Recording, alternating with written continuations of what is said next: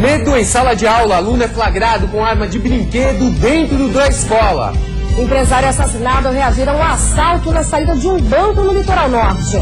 Polícia pede a prisão preventiva do médico acusado de abusar das pacientes. Cerco contra a pedofilia. Acesso ao banco de dados na internet deve ajudar a combater o crime. Falta de professores compromete aulas do Instituto Federal de Santa Catarina. Agricultores fecham a ligação entre a Serra e o sul do estado para pedir melhorias na rodovia. Moradores da Guarda do Imbaú se mobilizam para salvar o rio da poluição.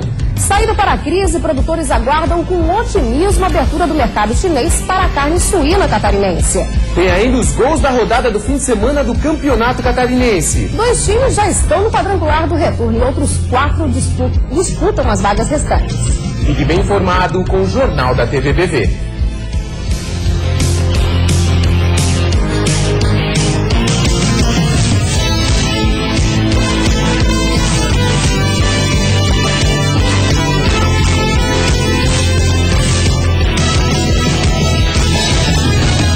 Para você. Boa noite. Um estudante foi parado na delegacia depois de ser flagrado com uma arma de brinquedo dentro de uma escola. O fato assustou professores e alunos de um colégio estadual de Criciúma, no sul do estado. Uma arma de brinquedo semelhante a uma pistola foi encontrada na mochila de um estudante de 17 anos, aluno desta escola pública de Criciúma.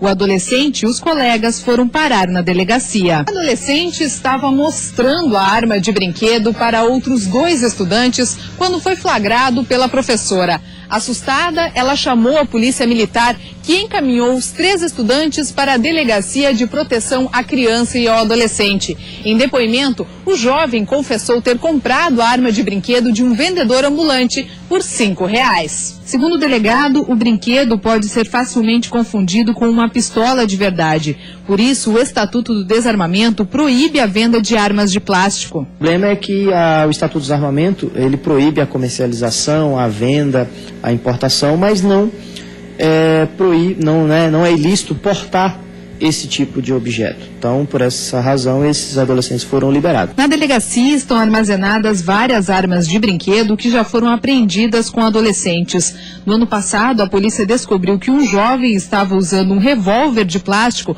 para realizar uma série de assaltos na cidade. À noite, a pessoa usa aquilo embaixo da camisa, na cintura, né, mostra para a vítima, você não tem como descobrir se é de verdade ou não. Um empresário foi assassinado depois de reagir a um assalto na saída de um banco, no litoral norte. O assalto aconteceu por volta do meio-dia no centro de Camboriú.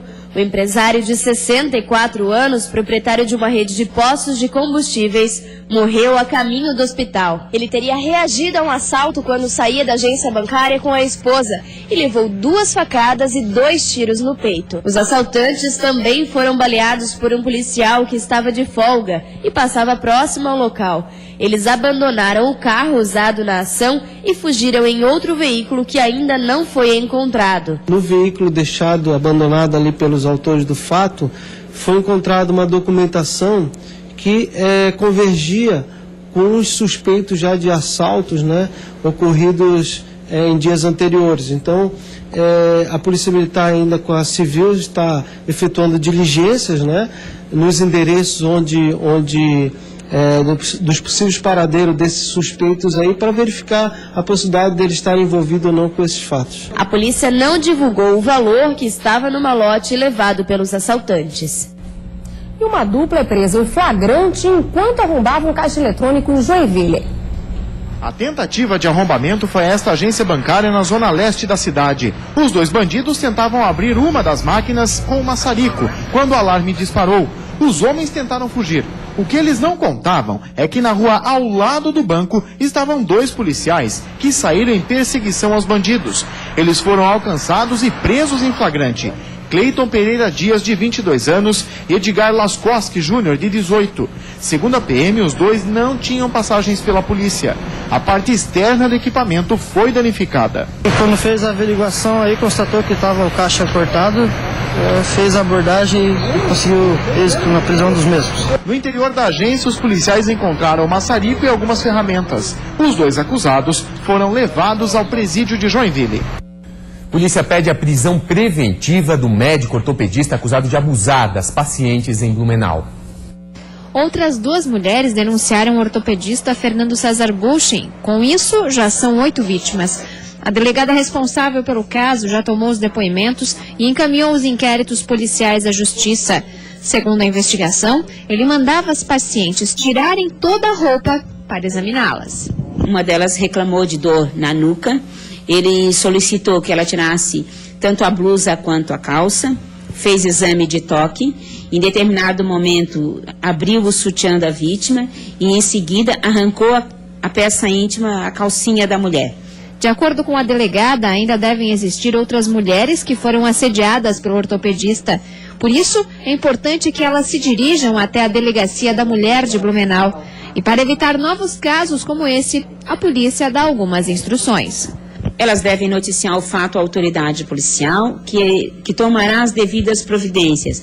Num primeiro momento, talvez, uma entrevista com a psicóloga policial, e dando-se por instaurado algum procedimento investigatório para que outras vítimas não sofram do mesmo constrangimento. E a DEIC apresentou hoje suspeitos de integrarem a facção criminosa PGC, o primeiro grupo catarinense. A quadrilha seria responsável por comandar pontos de tráfico, além de agir nos presídios do estado. Os 6 integrantes foram presos em flagrante quando iriam realizar uma transação de drogas na madrugada da última sexta-feira em Joinville, no norte do estado, com outros 2 traficantes. Os policiais já tinham conhecimento da ação da quadrilha, que tinha como mentor Davi Schroeder, de 27 anos, conhecido como Gangster.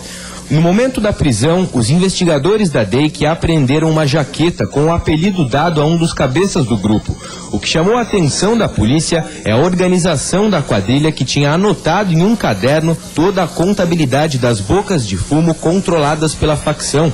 Outro fator importante foram as cartas encontradas com os envolvidos, que detinham ordens para a execução de alguns crimes. Alguns dos dados visualizados nesse caderno só nos confirmaram, mas foi um dado que nós já sabíamos há um bom tempo.